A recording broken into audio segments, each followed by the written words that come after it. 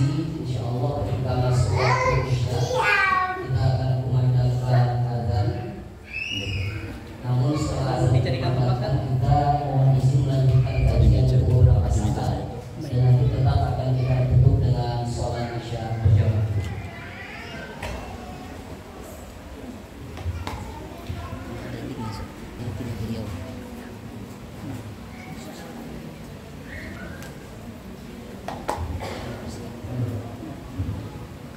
Baik, sama-sama kita persiapkan dan luruskan niat kita. Mari kita mulai dengan membaca lafaz basmalah. Bismillahirrahmanirrahim. Kepada Ustaz, waktu dan kesempatan dipersilakan. Bismillahirrahmanirrahim. Assalamualaikum warahmatullahi wabarakatuh. Waalaikumsalam warahmatullahi wabarakatuh. Alhamdulillah.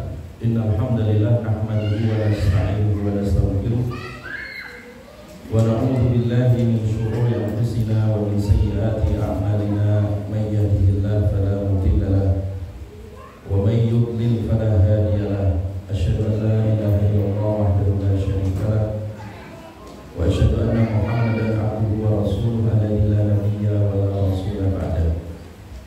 Allahumma shalli wa sallim wa barik ala nabiyyina Muhammadin wa ala alihi at-tahirin at-tayyibin wa ashabihi ajma'in wa man sara ala nahjihim ila yaumil din. Allahumma anfa'na bima 'allamtana wa 'allimna ma yanfa'una wa zidna ilma. Amma ba'd. Jamaah sekalian yang diberkahi oleh Allah Subhanahu wa taala, terlebih khusus para Dewan Asatidz Ma'had Santriul Quran dan juga para wali santri, para santri, anak-anakku semua yang diberkahi Allah. Alhamdulillah, dengan izin Allah kita bisa hadir dalam majelis ilmu,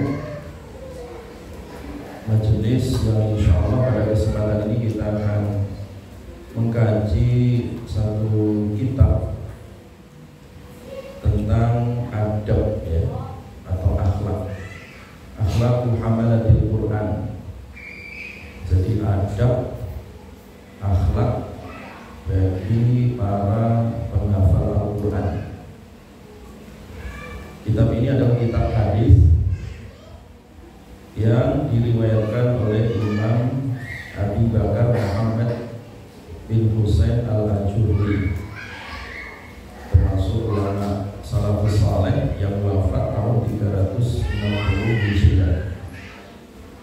Ini termasuk kitab klasik, ya, kitab hadis yang secara khusus membahas tentang adab ataupun akhlak yang harus dimiliki bagi orang-orang yang cinta terhadap Al-Quran, bagi santri-santri yang sedang belajar, sedang menghafal Al-Quran. Demikian juga bagi orang tua yang memondokkan anak-anaknya di pesantren-pesantren Al-Quran.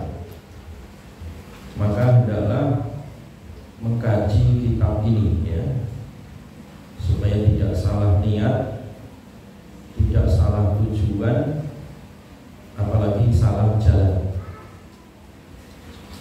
Oleh karena itu, mengkaji kitab ini sangatlah penting, jamaah sekalian yang diberkahi oleh Allah Subhanahu wa ta'ala. Baik, alhamdulillah yang diberkahi oleh Allah Subhanahu wa ta'ala.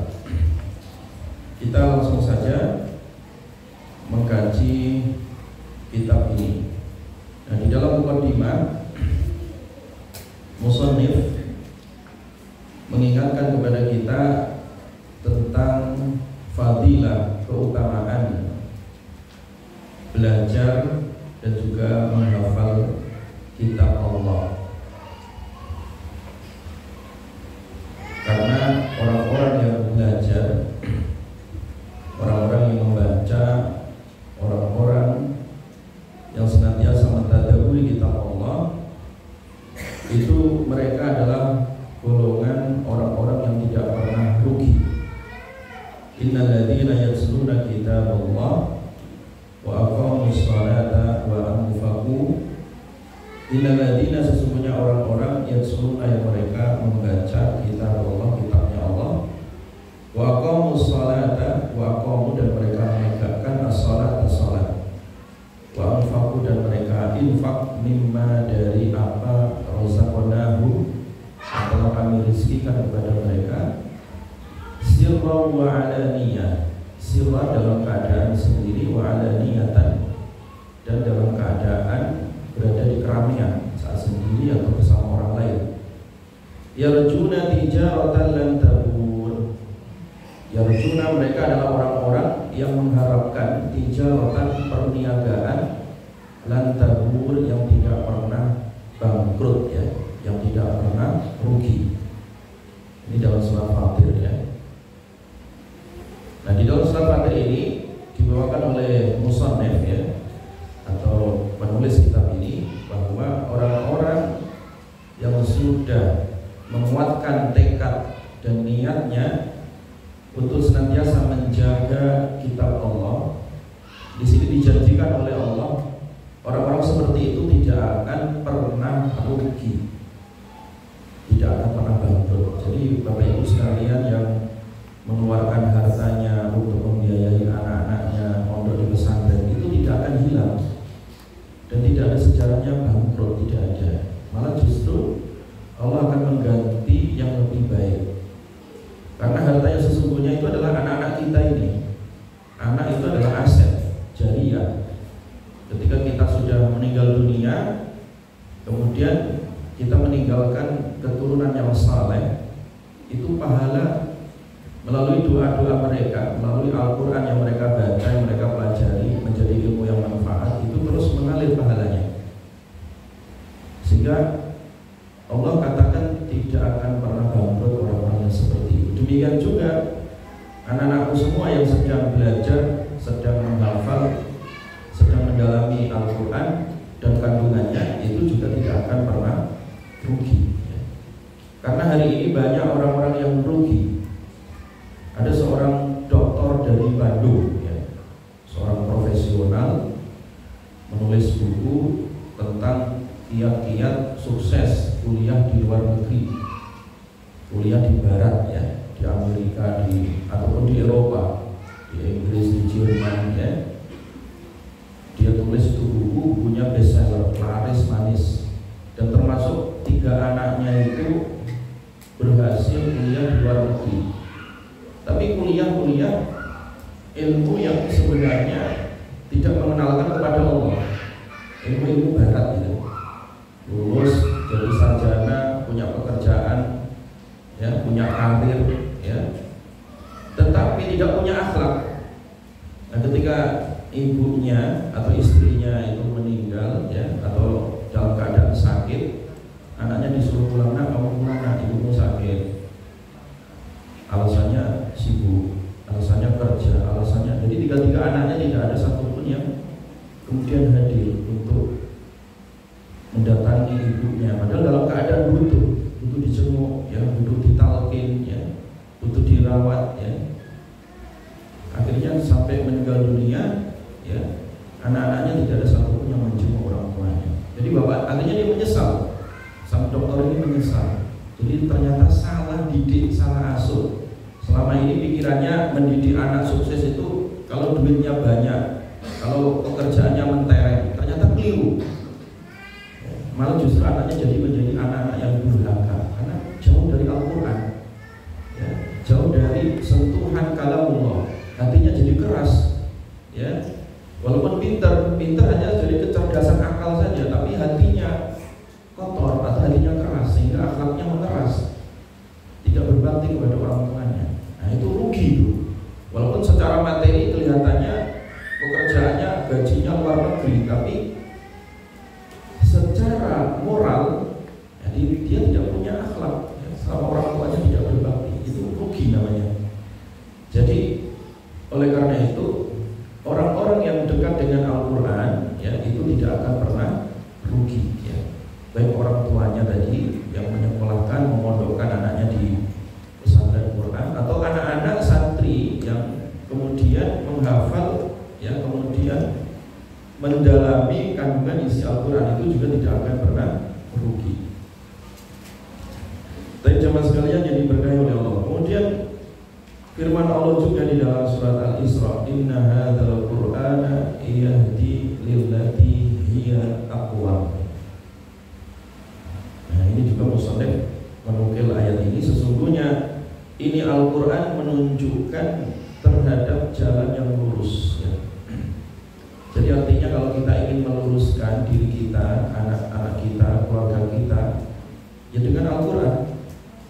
Karena Al-Quran itu petunjuk jalan yang lurus. Kalau orang mencari petunjuk lain dari selain Al-Quran, ya berarti dia telah menapaki jalan yang bengkok ya, sehingga tersesat ya. Oleh karena itu hidup yang lurus itu ya bersama Al-Quran ya. Hidup bersama Al-Quran. Makanya Rasulullah SAW bersabda dan memotivasi kepada kita semua agar senantiasa bersama Al-Quran. Nabi mengatakan bahwa Al-Quran itu ghinan la faqra ba'da. Quran itu adalah kekayaan yang tidak mungkin orang terjatuh fakir di dalamnya. Jalan yang lurus yang tidak mungkin orang tersesat gara-gara Al-Quran ya. Jadi selalu menunjukkan kepada kita jalan yang lurus ya, jalan yang lurus. Wa yubasyirul mu'minin, dan juga memberikan kabar gembira bagi orang-orang yang beriman ya. Jadi Quran ini sudah jelas jalannya lurus, dan juga memberikan kabar gembira bagi orang-orang yang beriman.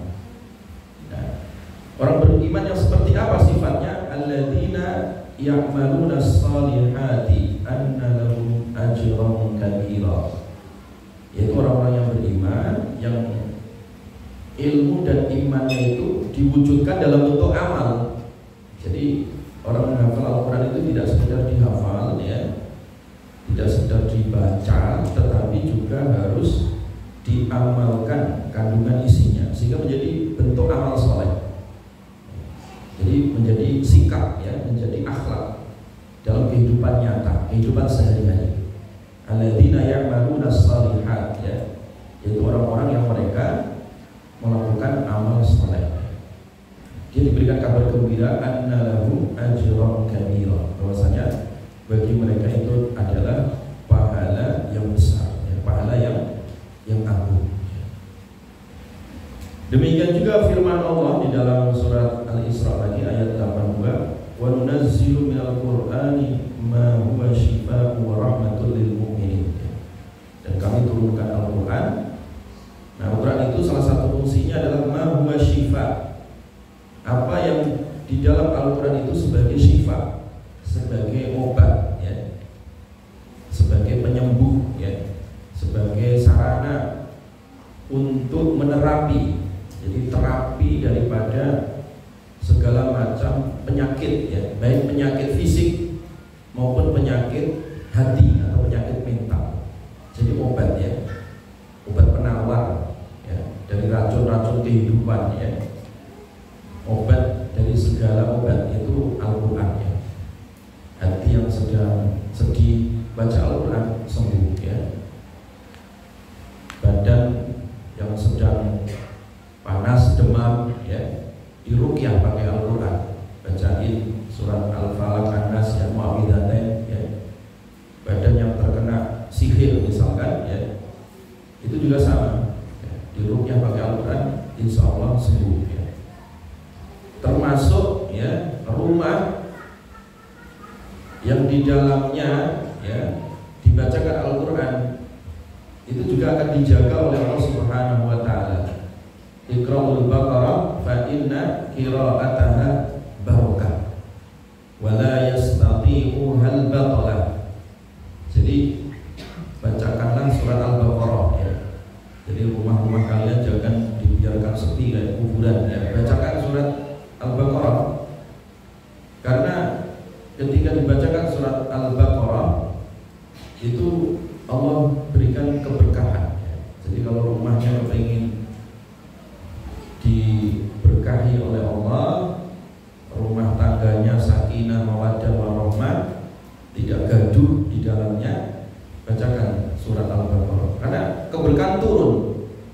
qira'ata barokah.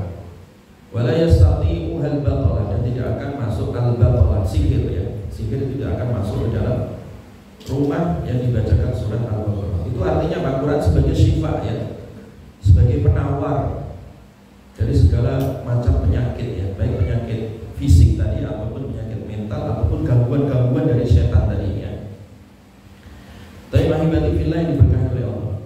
Demikian juga fungsi Al-Quran sebagai mau'idhah ya, sebagai nasihat. Di dalam surat Yunus ayat 57 Allah berfirman, ya ayyuhan nasu qad ja'atkum mau'idhatun min rabbikum. Wahai manusia, telah datang kepada kalian mau'idhah, nasihat ya, nasihat yang datang dari Rabb kalian. Jadi isi Al-Quran, kandungan-kandungan di dalamnya itu adalah nasihat ya. Ketika kita sedang marah ya, disuruh fasbil, kamu sabar ya.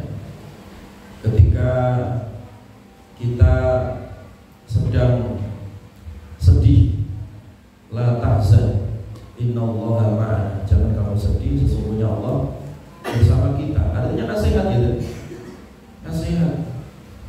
Jadi makanya Imam Syatibi rahimahullah, Quran itu disifati ya, di dalam kitab Syatibiyah itu ya, sebagai jalisun la yumallu hadithu.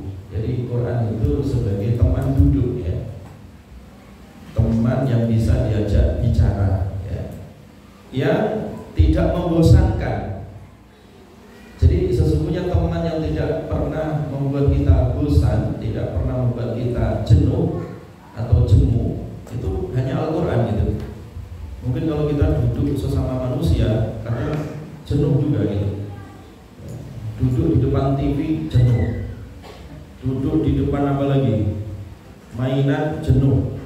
Jadi semua kehidupan ini ada pada satu titik yang menjenuhkan gitu. Walaupun orang itu jalan-jalan, healing, santai-santai, tetap aja jenuh gitu. Semua memang karakter dunia itu menjenuhkan, kecuali satu ya, yaitu Al-Quran. Al-Quran itu tidak akan pernah jenuh. Artinya kalau semakin dibaca itu semakin membahagiakan ya. Makanya healing ya, refreshing ya, supaya hati kita itu lapang, segar, yaitu dengan membaca Al-Quran diulang-ulang ya. Semakin diulang-ulang itu semakin nikmat. Makanya anak-anakku sekalian kalau sedang menghafal Al-Quran ya, dibaca satu kali belum hafal, 2 kali masih lupa, 3 kali baru dapat 1 ayat, 4, 5 sampai 10 kali baru dapat 2, 3 ayat. Jadi jangan menyerah gitu ya, diulang-ulang terus. Karena semakin mengulang itu, satu huruf yang diulang 10 kali lipat kalian dapat pahala itu ya. Nah, sehingga pahala semakin bertambah dan hati kita semakin lapang dan semakin lunak gitu. Karena Quran ini kalau diturunkan di atas gunung batu saja itu bisa lunak.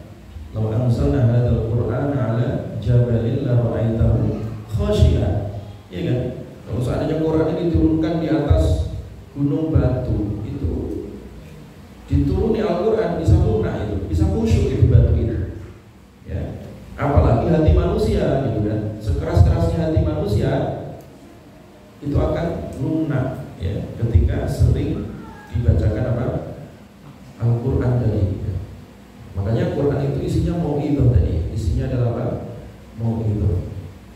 Dan demikian di dalam surat An-Nisa juga 175 surat An-Nisa. Fungsi Al-Quran disebut burhan ya. Ya ayyuhan nasu qad ja'akum burhanun min rabbikum.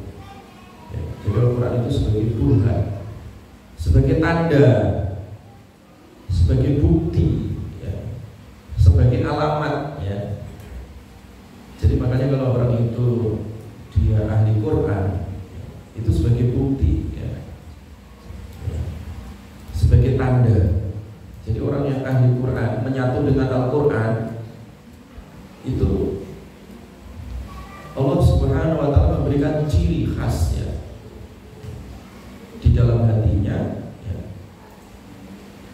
Dan Allah pilih, ya, untuk firman-firmannya tadi berupa Al-Quran, ya, yang kemudian ditempatkan, ya, di dalam diri seseorang, ya. Jadi orang yang hafal Quran itu makanya disebut hamalah, ya.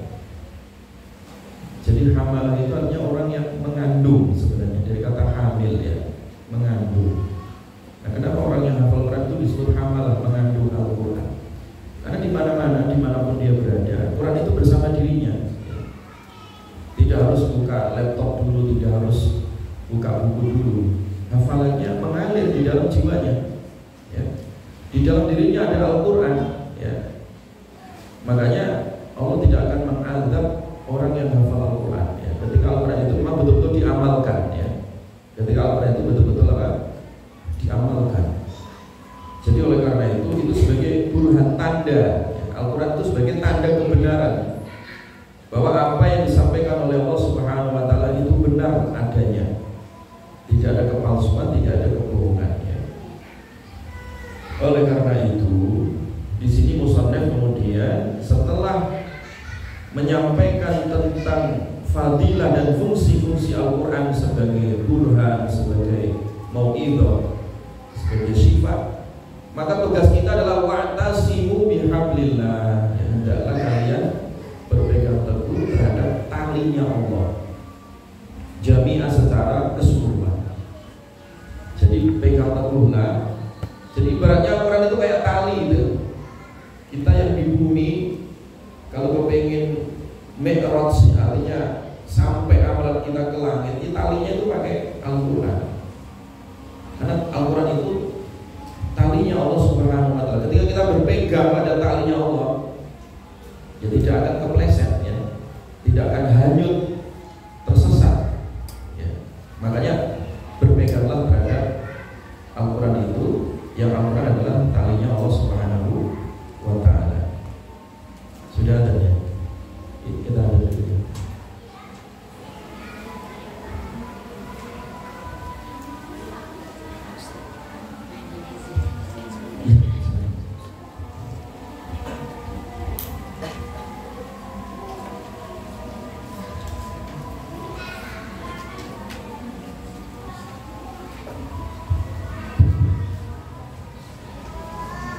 Jeda azan isya sejenak. Bagi jamaah yang mau memperbaharui hidupnya, persilakan.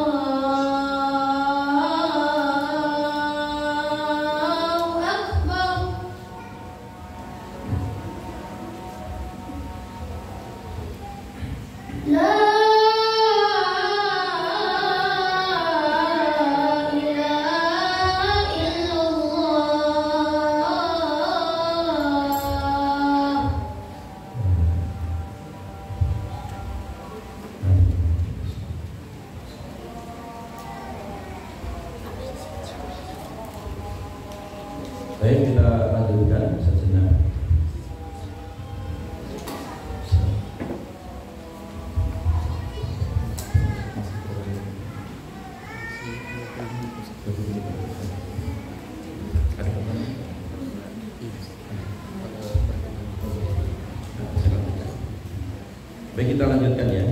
Jadi tadi ayat-ayat yang disebutkan oleh musannif ya, penulis kitab ini Imam Al-Ajurri rahimahullah, bicara tadi tentang keutamaan membaca, mempelajari, mentadabburi ayat-ayat Allah Subhanahu wa taala, dan juga menjelaskan tentang fungsi-fungsi Al-Qur'an. Jadi ini konsep Al-Qur'an ya, supaya keimanan kita terhadap Al-Quran kokoh terlebih dahulu ya. Disematkan dulu dalam hati itu keyakinan kita bahwa Al-Quran itu adalah kalamullah, firman Allah. Ya, kita sebagai seorang muslim, sebagai seorang mukmin, jangan membiarkan begitu saja ya. Jangan Quran itu tidak pernah dibaca atau tidak pernah dipelajari ya, sehingga fungsi-fungsi Al-Quran sebagai nasihat, sebagai obat ya, sebagai burhan tadi itu ketika tidak difungsikan ya, ketika tidak dipelajari, maka fungsi-fungsi tadi itu tidak ada manfaatnya. Jadi oleh karena itu mempelajari Al-Quran ini ya, menjadi sebuah keharusan, karena itu adalah bagian kita beriktisam ya, wa'tasimu bihablillahi jami'an ya. Kita berpegang teguh terhadap talinya Allah, ayat-ayat Allah ya, yaitu berupa Al-Quran tadi. Baik, ahibati fillah yang diberkahi oleh Allah Subhanahu wa ta'ala. Nah, kemudian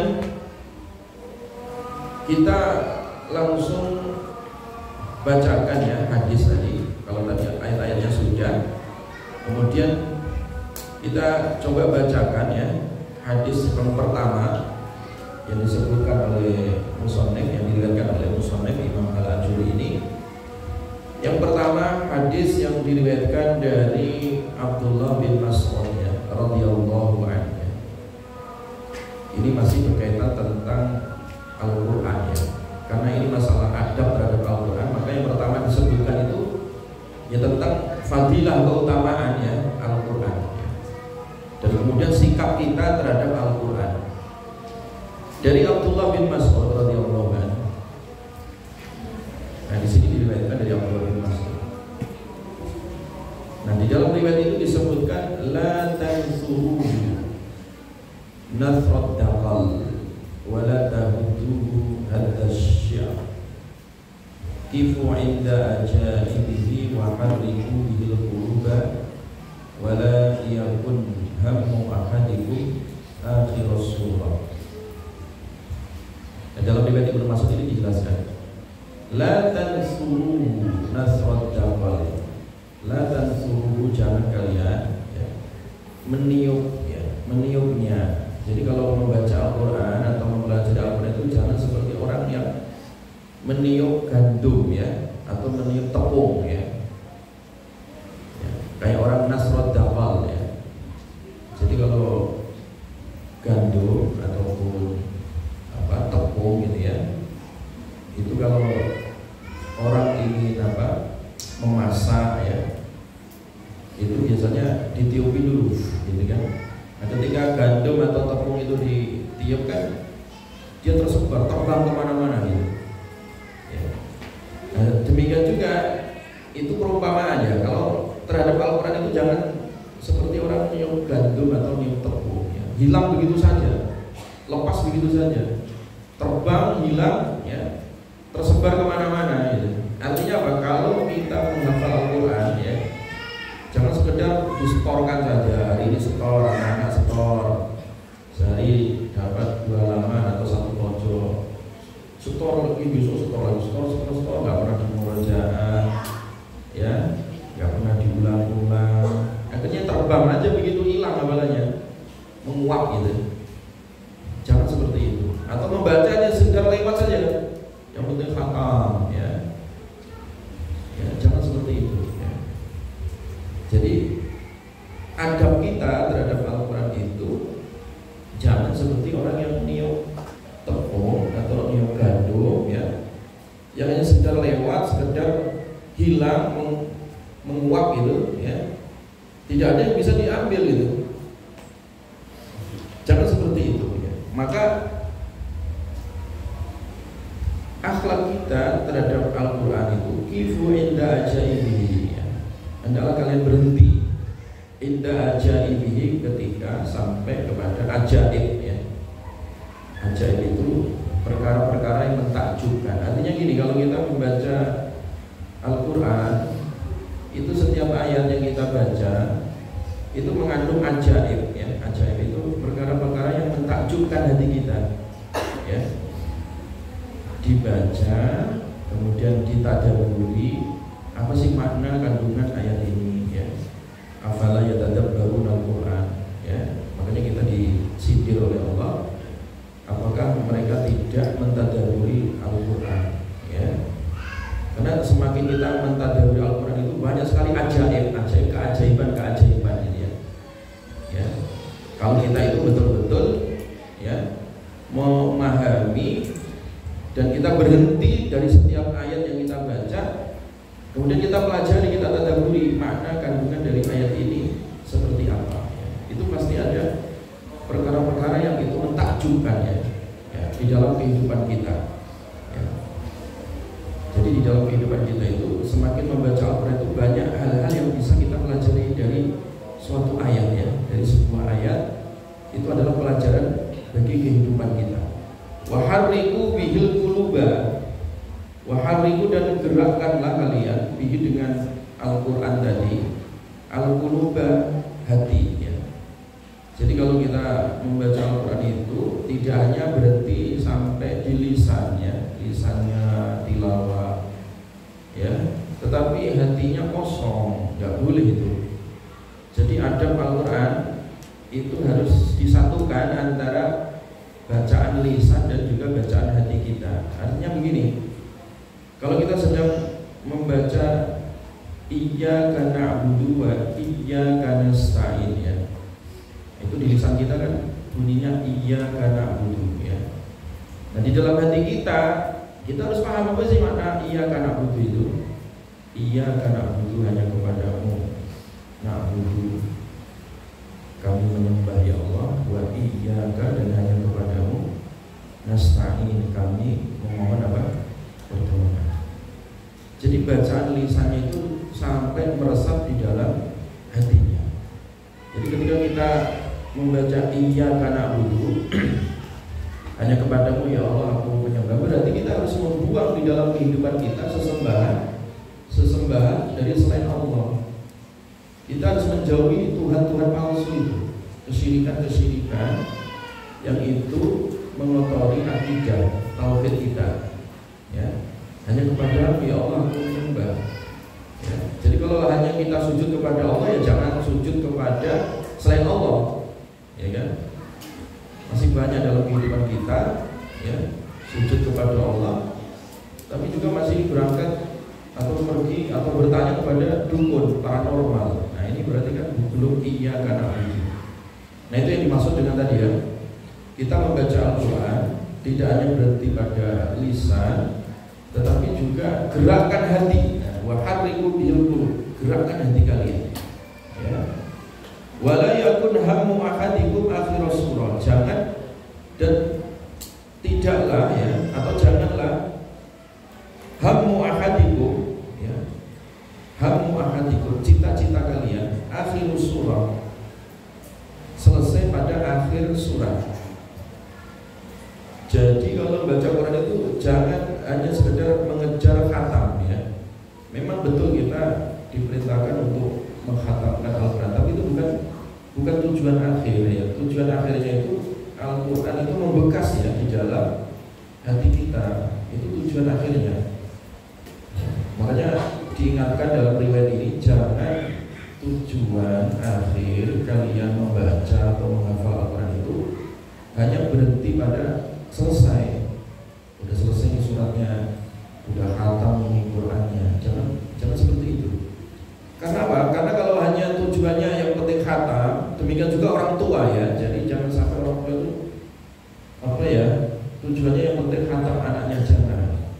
Kalau hanya sekedar yang penting khatam ya, anak-anak itu jamaah sekalian, bapak ibu sekalian, kalau tujuan bapak ibu hanya sekedar penting anak saya khatam, itu gampang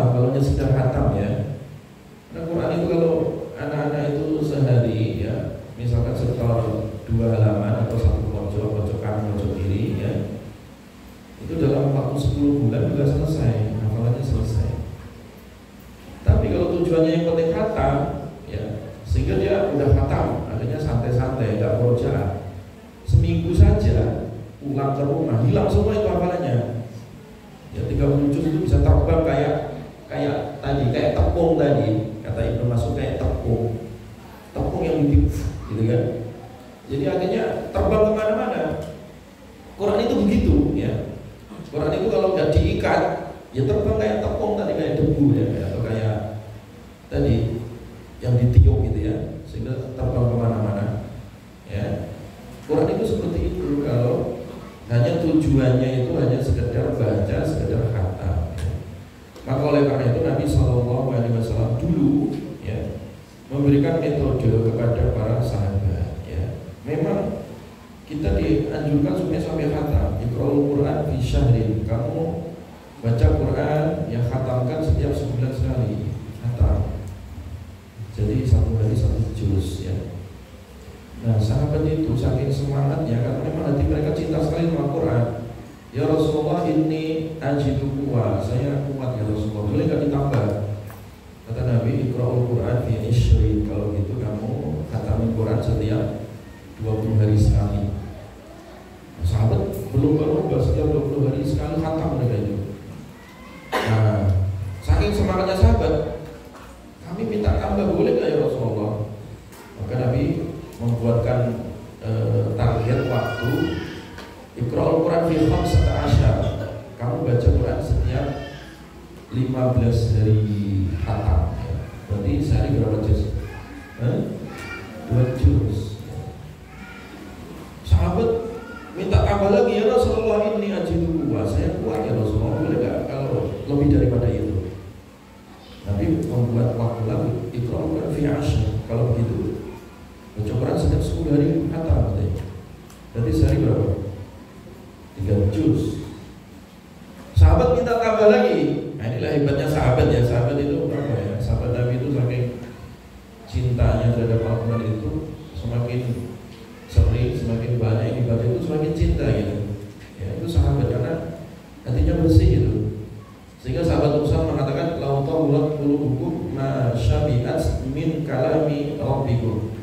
Kalau hati kalian itu suci, bersih, kalian tidak akan pernah kenyang dengan bacaan Al-Quran. Akhirnya kau pengen nambah terus itu. Ya diibaratkan oleh sahabat Usman kenyang gitu. Nah, kayak kalian ini ya, kalau lapar di depannya ada makanan enak-enak, itu kau pengen nambah terus kan ya? Betul ya? Nah seperti itulah ahli Quran. Karena Quran itu hidangan gitu. Nah kalian lapar, di depan hidangan makan terus. Kalau yang dimakan adalah hidangan Allah tadi berupa Al-Quran, nggak apa-apa, nggak ada kenyangnya. Tapi kalau yang dimakan adalah nasi, ayam, ya, sambal bebek dan seterusnya, itu nggak boleh kenyang-kenyang. Nanti perutnya sakit, ya, kolesterolnya tambah, asam uratnya kambuh, ya kan? Nggak boleh berlebihan kalau makanan. Tapi kalau Al-Quran, hidangan yang tidak mengenyangkan dalam arti semakin kita nambah terus, itu semakin nikmat gitu. Beda kalau makanan.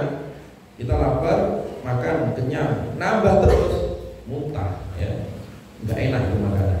Tapi Al-Quran, semakin kita nambah terus hidangan Quran tadi, itu semakin nikmat itu. Maka kata sahabat Utsman tadi, "Lau tahurat qulubukum ma syabi'at min kalami rabbikum." Kalau hati kalian itu bersih, maka kalian tidak akan pernah kenyang gitu, nambah terus. Makanya sahabat tadi nambah terus. Disuruh Nabi 30 hari sekali khatam, minta ditambah, hanya dikasih waktu 20 hari sekali khatam. Minta tambah lagi, dikasih Nabi waktu 15 hari.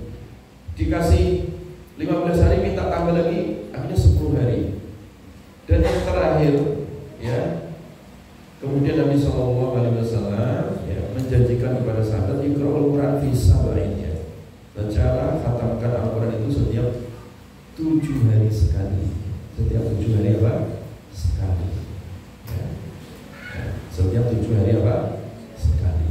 Jadi 7 hari sekali khatam. Itu sahabat dulu kebiasaannya begitu. 7 hari sekali khatam. 7 hari sekali khatam. Ya. Saking apa tadi? Saking ya, cintanya mereka terhadap hidangan apa tadi? Al-Quran. Nah kalau setahun sekali baru khatam, nah itu berarti termasuk Itu tadi kurang perhatian ya terhadap bacaan Al-Quran ya. Atau seumur hidup gak pernah khatam, gak mau belajar apalagi, gak ada ketertarikan terhadap hidup Al-Quran, berarti ada sesuatu dalam hatinya ya. Kalau hatinya bersih itu senang gitu. Walaupun misalkan dia masih baru terbata-bata belajarnya, tapi senang belajar terus itu. Gak gengsi, udah tua, udah punya cucu, akhirnya gengsi, males belajar. Gak boleh gengsi ya, gak boleh gengsi ya. Jadi di Masjid Nabawi itu ada syekh ya, imam besar ya di Masjid Nabawi, imam senior ya, namanya Syekh Ibrahim Al-Akhdar ya. Syekh Ibrahim Al-Akhdar, dia masih hidup ya, termasuk ulama senior ya di Masjid Nabawi ya. Gurunya para a'immatul haram ya, guru dari para imam-imam ya, guru dari para imam Masjidil Haram, Masjid Nabawi. Syekh Ibrahim Al-Akhdar itu juga beliau cerita ya, pernah cerita beliau itu aslinya orang teknik ya, orang teknik, sarjana teknik aslinya ya. Nggak kuliah di bidang agama, enggak, orang teknik ya, sarjana teknik. Nah beliau itu akhirnya banting setir. Ketika dia mau pelajari ilmu tentang teknik ya memang penting sih, fardu kifayah ya. Cuman ketika itu belum mendapatkan sebuah ketenangan, akhirnya beliau duduk di Masjid Nabawi melihat orang halaqah Quran luar biasa gitu. Akhirnya tertarik, betapa nikmat itu ya berguru, berhalaqah dengan para masyayikh Quran. Nah disitulah akhirnya beliau mulai mendalami, mulai menghafal. Jadi Syekh Ibrahim Al-Akhdar itu hafal Al-Qurannya bukan di usia anak-anak seperti ini, udah tua ya, udah usia tidak muda lagi. Tapi karena beliau itu orang yang sangat semangat belajar Al-Quran, artinya bacaannya termasuk bacaan yang luar biasa ya. Kemudian menjadi imam Masjid Nabawi ya, dan menjadi guru para imam Masjid Nabawi sampai hari ini ya. Itu Syekh Ibrahim Al-Akhdar ya. Kalau kau ingin lihat bagaimana bacaan beliau, ada di YouTube banyak. Beliau punya total juz 1 sampai juz 30, namanya Syekh Ibrahim Al-Akhdar. Beliau ceritakan sendiri sejarah ya, sejarah perjalanan beliau menghafal Al-Quran ya. Jadi tidak dimulai dari usia anak-anak, tidak. Memang ada orang menghafal Al-Quran itu hafalnya di usia dewasa, banyak itu ya. Dan termasuk sahabat sendiri kan hafalnya di usia dewasa, karena Quran sempurna itu kan ayat-ayatnya ayat Makkiyah dan ayat apa?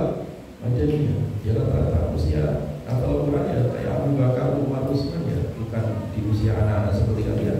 Itu sudah dewasa, ya sudah tua gitu. Nah, oleh karena itu kalau Bapak Ibu memondokkan anak-anaknya di pesantren Quran sehingga anaknya hafal, ya Bapak Ibunya cobalah juga mulai belajar itu, menghafal Al-Quran itu, sehingga Quran itu jadi keluarga ya. Tidak hanya di dunia ya, nanti di akhirat ya. Makanya Quran itu, orang yang ahli Quran itu ya, ahlullah wa khassatuh, orang yang akan menjadi keluarga Allah dan menjadi orang yang dekat, khususan ya. Orang yang paling dekat dengan Allah nanti ya ahli Quran ya. Maka Qurankanlah diri kita, anak-anak kita, keluarga kita, nanti kalau punya mantu, punya anak cucu, pokoknya terjunlah di dalam Quran ini ya, supaya menjadi ahli Quran. Karena derajat yang tertinggi nanti ya ahli Quran, termasuk ketika dia menaiki tangga-tangga surga ya, diucapkan kepadanya Iqra, kamu baca, waratil, yang tartilkan baca, wartaqi, kamu naik, kama kunta turattil ya, sebagaimana kamu dulu di dunia bacaan-bacaan Quran kamu tartil fit dunya ya.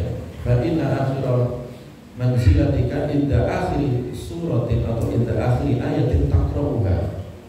Karena kedudukanmu di surga itu ditentukan di akhir ayat yang kamu baca.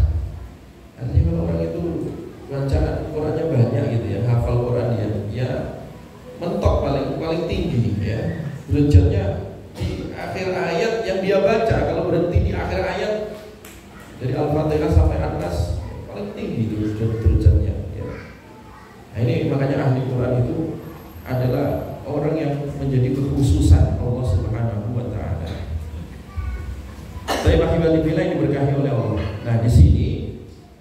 Ibnu Mas'ud meriwayatkan bahwa gerakkan hati kalian ya ketika membaca Al-Quran. Harriku bihil qulub. Ya, gerakkan hati kalian ketika membaca Al-Quran. Ya makanya anak-anakku semua, kalau kalian sedang menghafal itu pikirannya jangan di rumah ya, jangan di pasar, jangan di jalan. Pikirannya itu fokus gitu. Ya, diulang-ulang ya. Satu ayat ya, dua ayat diulang-ulang, itu pikirannya difokuskan. Ya, difokuskan. Kalau belum tahu terjemahnya, ya minimal lafadznya diulang-ulang saja dulu. Nanti sambil jalan belajar terjemah, belajar tafsirnya ya. Yang penting dihafalkan dulu ya. Nanti sambil jalan belajar terjemahnya ya, belajar tafsirnya. Nanti akan menyatu itu antara lafaz dan maknanya dan pemahamannya ya. Sehingga nanti itu menyatu di dalam kehidupan kita. Nah itu yang dimaksud, supaya Al-Quran itu menjadi sempurna di dalam kehidupan kita ya. Wala yakun hamu ahadikum akhirah as-surah. Jadi jangan tergesa-gesa gitu maksudnya, kata Ibnu Mas'ud ini. Jadi jangan tergesa-gesa. Jangan tujuannya itu yang penting khatam atau yang penting selesai ya. Karena menghafal Al-Quran itu seumur hidup sebenarnya. Adapun ma'had, pesantren itu membuat program. Ini target 3 tahun, target 2 tahun. Itu hanya sekedar program gitu. Tetapi tanggung jawab kita itu seumur hidup ya. Seumur hidup. Kalau pesantren programnya 3 tahun, 6 tahun ya, kemudian selesai. Itu hanya sebagai pintu awal saja untuk mengantarkan kalian ya, menunjukkan jalan ke kalian. Oh begini loh cara menghafal, oh begini cara membaca. Tetapi lagi-lagi kembalinya pada diri kita semua, dan kembalinya pada orang tua juga ya. Banyak itu kasus ya. Nah kebetulan saya sering uji karena saya kaprodi di ilmu Al-Quran dan tafsir. Itu rata-rata yang masuk di program studi saya itu kan rata-rata hafal Quran semua itu anak-anak itu ya. Alumni dari rumah tahfidz, alumni dari pesantren Quran. Itu semua hampir rata-rata mahasiswa yang di prodi ilmu Al-Quran dan tafsir itu hafal Quran semua itu. Hafal Quran semua. Saya lihat sertifikatnya dari pesantren ini, sertifikatnya dari pesantren ini, pesantren itu ya. Nah tetapi masalahnya hampir yang saya lihat itu ya, dari kasus-kasus di lapangan itu mereka sudah hafal dan bersertifikat ya kan. Itu betul dari pondoknya yang mengeluarkan. Tetapi ketika mereka sudah pulang di rumah, ada yang pulang 1 bulan dulu sambil nanti kuliah, pulang 3 bulan atau 1 semester, kadang di rumah ini banyak bermain ya, banyak mainan HP ya, banyak keluyuran sana sini ya. Qurannya juga keluyuran, nyebar kemana-mana tadi, kayak kata Ibnu Mas'ud, kayak tepung yang ditiup tadi. Akhirnya ketika diuji, coba baca surat ini, wah lupa Ustaz. Nah itu makanya ingat kata Ibnu Mas'ud tadi, Quran itu harus diikat tadi ya, jangan seperti tepung yang mudah hilang terbang gitu, harus diikat terus. Makanya tadi kenapa Nabi itu membuat tempo waktu untuk membaca Quran 30 hari ya kamu ya. Oh saya mampu Rasulullah, kamu 20 hari, kamu 15 hari. Nanti kalau sudah sering dibaca dan berputar terus, kalau kalian setiap bulan atau udah bisa menghafal Quran setiap bulan kata, nanti naikkan lagi levelnya kayak sahabat tadi. Oh 20 hari kata, naikkan lagi. Oh setiap 15 hari kata, naikkan lagi setiap 10 hari kata, naikkan lagi setiap 7 hari kata. Itu seumur hidup. Seumur apa? Hidup sampai kalian mati gitu. Jadi jangan kemudian liburan. Nah ini penyakit ini. Penyakitnya santri itu liburan. Kalau udah liburan, Qurannya libur. Akhirnya apa? Hafalannya hancur. Nah ini.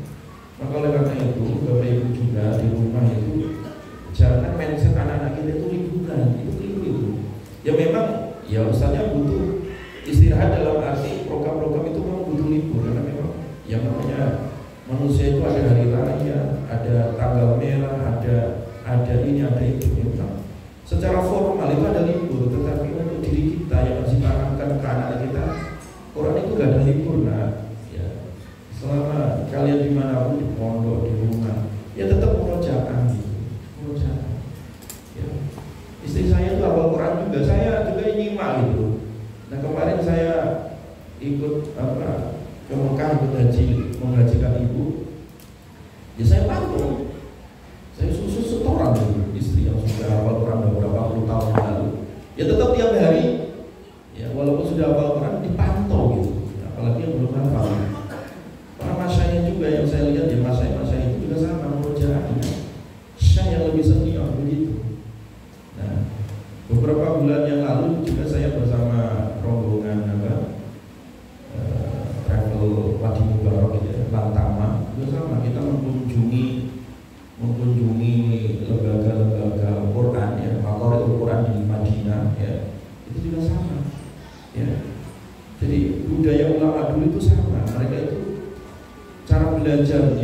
ya dari kitab-kitab ulama begitu, tidak sekedar dihafal lepas tadi terus dimuja seumur hidup gitu. Maka tidak ada kata libur tadi ya, tidak ada kata libur di dalam belajar ya, di dalam menghafal, di dalam apa memuja setiap saat dan waktu ya. Maka kata Ibnu Mas'ud intinya, jadi jangan tujuan kalian itu yang penting khatam atau yang penting selesai dari satu surat pindah ke surat yang lainnya. Ini adab sih ya. Jadi adab di dalam menghafal Al-Quran itu adalah itu tadi, tujuannya ya, tujuannya kita menghafal Al-Quran itu sampai pada ya pengetahuan tentang kandungan isi yang Allah maksudkan ya dalam ayat itu. Nah kemudian menggerakkan hati kita, karena kalau sekedar dibaca itu Abu Jahal, Abu Lahab juga sama ya. Abu Jahal, Abu Lahab itu orang Arab, mungkin bahasa Arabnya lebih bagus dari bahasa Arab kalian, tinggalnya di Mekah gitu ya. Ya dengar juga bacaan Nabi, bacaan sahabat ya. Tapi hatinya kan nggak bergerak masalahnya, hatinya ingkar ya. Nah kata Ibnu Mas'ud di sini, kalau kalian baca Al-Quran jangan berhenti sampai di mulut atau tenggorokan. Makanya Nabi mencela orang-orang Khawarij ya. Orang Khawarij itu hafal Quran, tapi hanya sampai ke tenggorokan, nggak nyampe ke dalam dadanya, hatinya. Karena apa? Karena Quran dibaca, tetapi isinya nggak diamalkan. Ada orang Khawarij ya, datang jauh-jauh dari Irak ya ke Madinah, tanya kepada Ibnu Abbas, wahai Ibnu Abbas, ya, bagaimana hukum darah nyamuk? Ya, dijawab oleh Ibnu Abbas, kenapa kalian tanya hukum darah nyamuk? Katanya, sementara darah manusia kalian alirkan. Katanya. Itu Ibnu Abbas menjawab seperti itu kepada orang Khawarij. Karena orang Khawarij itu dia hafal Quran, tetapi suka membantai umat Islam itu sendiri, mengalirkan darah. Datang-datang jauh-jauh dari Irak ke Madinah tanya tentang hukum darah nyamuk. Untuk apa tanya tentang darah nyamuk, sementara darah manusia kalian alirkan? Nah itu yang dimaksud oleh Nabi, orang hafal Al-Quran tetapi hanya sampai di tenggorokan ya. Dia tidak paham, atau dia paham tapi menyimpang pahamannya tadi ya. Dia mengharamkan darah nyamuk sementara dia menghalalkan darah apa? Manusia. Itu orang Khawarij itu ya. Makanya itulah disifati oleh Nabi orang yang hafal Quran tapi hanya sekedar sampai di kerongkongan saja, nggak nyampe ke dalam hatinya. Maka oleh karena itu anak-anakku semua ya yang sedang menghafal dan juga para orang tua ya, ini menjadi perhatian kita bahwa adab terhadap Al-Quran itu adalah Quran itu harus sampai ke dalam hati kita ya, menggerakkan hati kita ya, dan juga menggerakkan di dalam kehidupan kita gitu, akhlak gitu ya. Ya. Makanya kalau anak-anak sudah hafal Quran kok masih suka marah-marah misalkan ya, masih sering ngambek ya, masih akhlaknya ya, masih suka menggerutu ya sama orang tuanya, nah, hati-hati itu ya, berarti belum sinkron ya antara apa yang kalian hafal dengan sikap.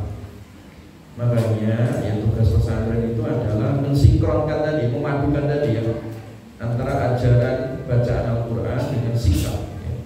Dengan sikap ya, dengan sikap, sehingga menjadi apa? Maharatul hayat ya, maharatul hayat. Tadi pagi saya menerima tamu di kampus dari Masyayikh ya, dari Al-Bunyan ya. Al-Bunyan ini satu perguruan khusus ya, khusus dalam Al-Quran dan ilmu syariah ya, digawangi oleh para masyayikh dari Saudi ya. Itu salah satunya kenapa para masyayikh membuka ya lembaga ini, salah satunya itu tadi supaya ada maharatul hayat. Selama ini orang belajar itu hanya kognitif ya, hanya dihafal, hanya dibaca, tapi life skillnya atau maharatul hayat, sikap dalam kehidupannya itu tidak nyambung gitu antara apa yang dia ketahui dengan apa yang dia kerjakan. Nah ini ada keterputusan gitu ya, ada jarak ya sehingga menjadi pribadi yang terpecah gitu. Nah maunya itu ya dalam belajar itu harus tadi antara pengetahuan apa yang kalian pelajari itu menjadi sebuah sikap ya, menjadi sebuah apa? Akhlak, iya kan? Kalian udah tahu di sini diajari, nah kalau ulama babi yang sama orang tua, ya babi itu apa? Gampang. Ibunya lagi bersih di dapur ya, kalian ikut nyuci piring gitu sederhana gitu. Jangan sedikit-sedikit, ambilkan ini, nggak boleh itu. Jadikan sikap kalian Quran yang berjalan gitu. Kalau bapaknya lagi sakit jadi pijetin gitu ya, ibunya lagi lagi sibuk beres-beres apa, kalian bantu, jangan nonton ya, dibantu. Jadi sikap itu.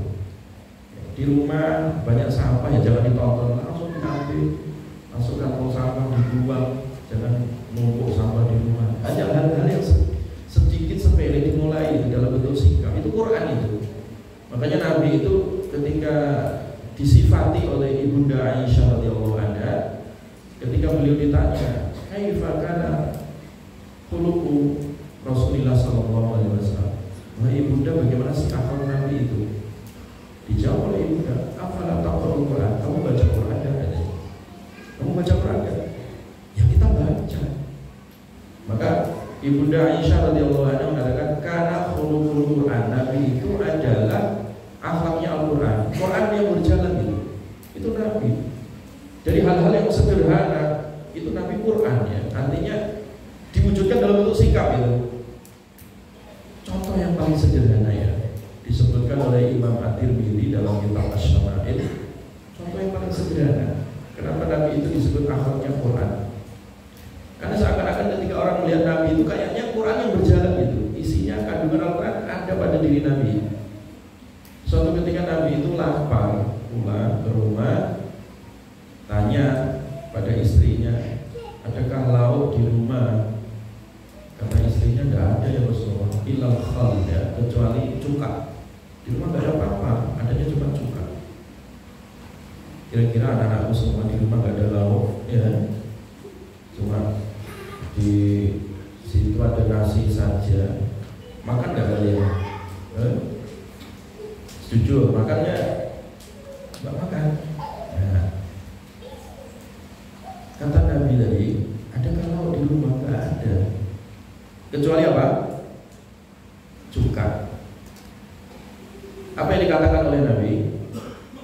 Apakah kemudian muka Nabi marah? Tidak. Ya, kalau seandainya marah kan wajar saja, di rumah nggak ada lauk kan.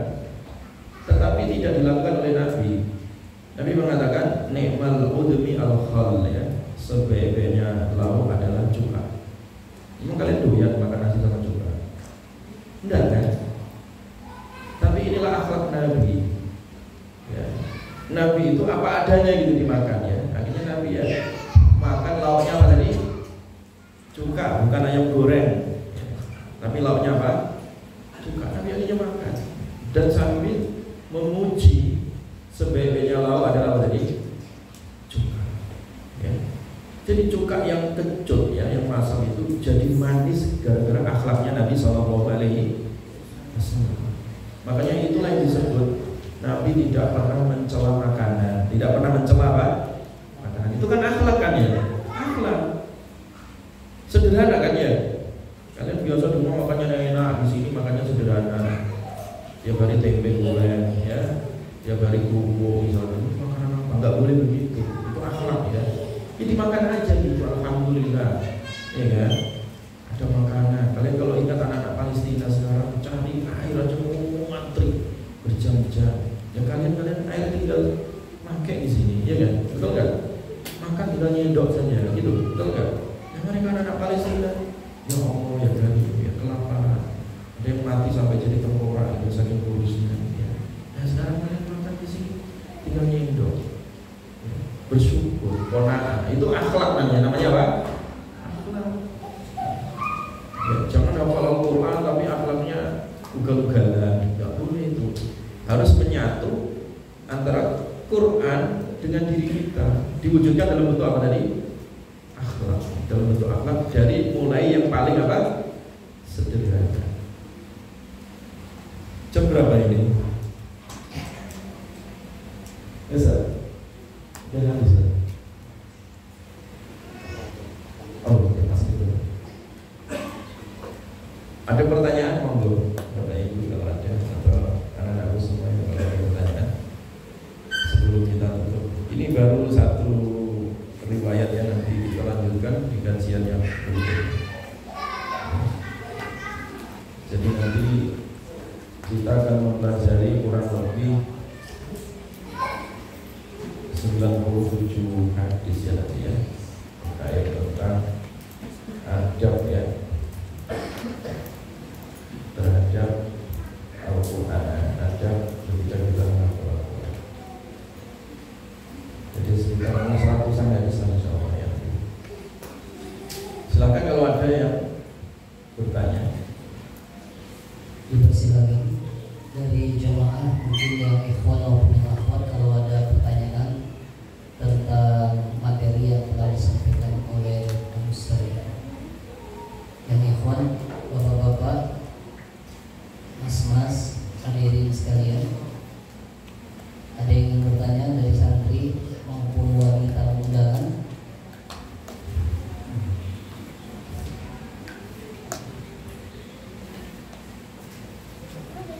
Mungkin telah merasakan ketenangan, Sudah jelas semua kayaknya. sudah jelas semua, Sudah tenang semua. sudah tenang. Saking tenangnya nggak bertanya ya.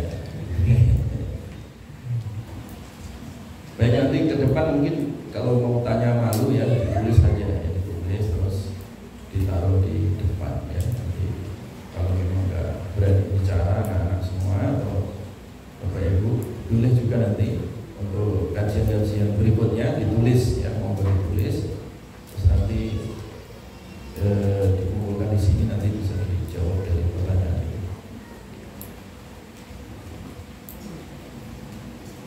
Tidak ada, jelas semua ya yang disampaikan Ustaz ini, jelas semua ya.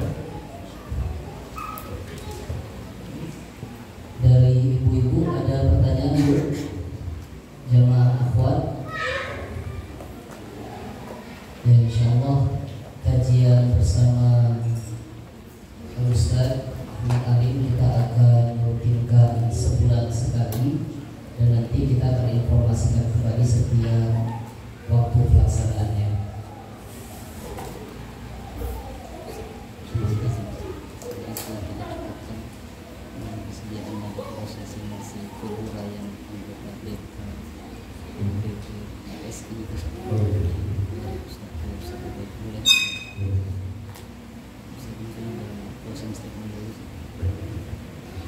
Baik ya, kajian pembukaan ini kita cukupkan sampai di sini. Dan intinya ya, jadi intinya dalam kajian akhlak hamalatul Quran ini adalah bagaimana kita mencoba terus belajar ya, menyatukan Al-Quran dalam diri kita yang diwujudkan dalam bentuk sikap ya. Tidak sekedar belajar, membaca atau menghafal Al-Quran hanya berhenti sampai di lisan atau berhenti sampai di tenggorokan, tapi masukkanlah Quran itu ke dalam dada diri kita, ke dalam dada anak-anak kita, supaya hatinya menjadi lunak dan bergerak dalam kebaikan, sehingga sikapnya anak-anak kita itu selalu ukurannya, nah akhlaknya itu sudah cocok dengan Quran atau belum, sehingga nanti kehidupan Quran menjadi lifestyle atau life skillnya di dalam kehidupan, gaya hidup gitu, manhajul hayat. Seperti Rasulullah tadi itu Quran yang terus berjalan. Nanti kalau sudah besar berumah tangga, ya Quran juga Quran, rumah tangganya sesuai Quran atau enggak. Nanti cari pekerjaan, kerjaannya halal sesuai Quran atau enggak. Ya. Nanti mau makan apa saja, ini halal atau syubhat, ya. Jadi selalu pertanyaannya ini cocok dengan Quran atau enggak gitu. Itu namanya sudah menjadi manhajul hayat, jalan kehidupan kita bersama Quran. Ya. Jadi ukurannya Quran gitu. Mau apa saja gitu, mau apa saja. Sampai mau masuk ke kamar mandi itu cocok enggak kita ini akhlaknya dengan Quran, mau masuk kamar mandi, ya kan? Keluar kamar mandi kita, tangan kita, mata kita ini udah cocok dengan Al-Quran atau kan? Belum. Itulah yang disebut dengan Quran yang berjalan sebagai manhajul hayat. Baik, terkait tadi ya surat An-Nisa 175 terkait dengan Quran sebagai burhan ya. Burhan itu artinya tanda ya. Burhan itu sebagai apa? Tanda. Tanda apa? Ya. Quran itu yang pertama sebagai tanda kebenaran ya. Bahwa apa yang datang dari Al-Quran itu semuanya benar. Gak boleh kita ragu gitu. Kalau Quran mengatakan ya ada siksa kubur, ada neraka, ada surga, ya kita membenarkan apa yang dibenarkan oleh Al-Quran ya. Al-Quran sebagai tanda kehidupan ya. Jadi Al-Quran bicara tentang kehidupan. Semua apa yang telah dijelaskan oleh Al-Quran tentang kehidupan itu nyata. Tibyanan likulli syai, semua telah dijelaskan di dalam Al-Quran ya. Nah kemudian Al-Quran sebagai tanda ya. Artinya apa? Ketika seseorang itu ya, mempelajari ya, mendalami, menghafal, mengamalkan Al-Quran ya, itu pun nanti dirinya akan menjadi tanda kebaikan, manfaat bagi orang lain ya.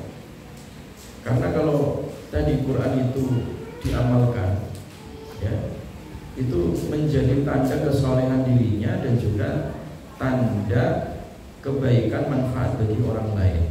Makanya Nabi mengatakan khairukum man ta'allama al-Quran wa 'allama. Sebaik-baiknya kalian itu adalah yang belajar kemudian mengajar Al-Quran. Jadi makna bulan ini luas sekali ya. Luas sekali ya. Hanya saja intinya Quran itu adalah tanda kebaikan ya, tanda kebenaran ya. Tanda-tanda bahwa apa yang semua disampaikan Al-Quran itu adalah nyata, baik terkait dengan alam syahadah, alam nyata ataupun alam gaib. Tapi saya kira itu ya kita cukupkan ya dari kajian ini. Demikian. Assalamualaikum warahmatullahi wabarakatuh.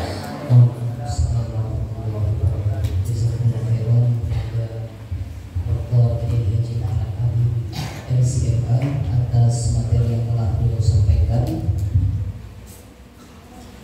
Dan di akhir sesi kajian ini kita akan menyaksikan prosesi pemberian piagam tanda keanggotaan pondok pesantren yang alhamdulillah beliau Dr. Kiai Haji Ahmad Anim LCMA selain saat ini menjabat sebagai Ketua Prodi Ilmu Al-Quran dan Tafsir di Universitas Ibnu Khaldun Bogor, beliau juga merupakan Sekretaris Umum dari Badan Kerjasama Pondok Pesantren Indonesia. Alhamdulillah Ma'had Sabilul Quran pada bulan lalu secara resmi telah terdaftar sebagai anggota dari Badan Kerjasama Pondok Pesantren Indonesia ini, Al-Hay'ah Al-Indonesia di Ta'awunil Ma'ahidil Islamiyah. Maka dari itu pada kesempatan yang berbahagia ini kami mohon kesediaan dari Bapak Dr. Kiai Haji Ahmad Alim LCMK untuk berkenan memberikan piagam keanggotaan ini kepada pendiri Ma'had Sabilul Quran Bapak Haji Marioto, didampingi Mudir Ma'had Sabilul Quran Ustaz Ubaidillah Al-Iqrar.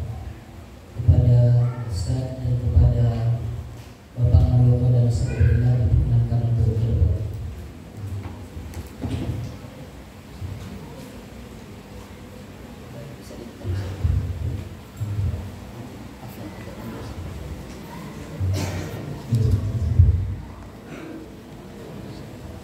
Bismillahirrahmanirrahim. Alhamdulillah mendapat sertifikat ini sebagai legalitas ya, karena di negara kita ini negara hukum, di semua itu harus punya legalitas. Alhamdulillah pesantren Sabilul Quran sudah mendapatkan legalitas keanggotaan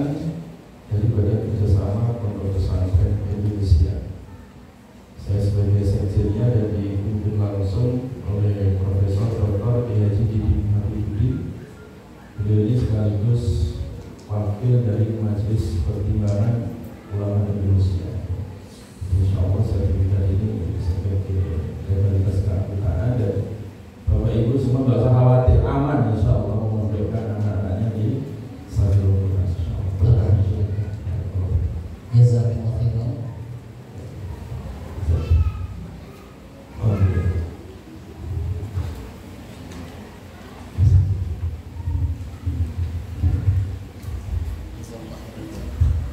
Baik, demikian agenda kajian kita malam hari ini. Setelah ini kita akan bersiap-siap melaksanakan sholat Isya berjamaah.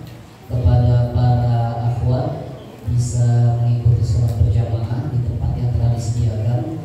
Begitupun para jamaah ikhwan harap menyesuaikan diri, kita akan melaksanakan sholat Isya berjamaah. Demikian, terima kasih. Wassalamualaikum warahmatullahi wabarakatuh. Bisa bersiap-siap. 5 menit lagi kita akan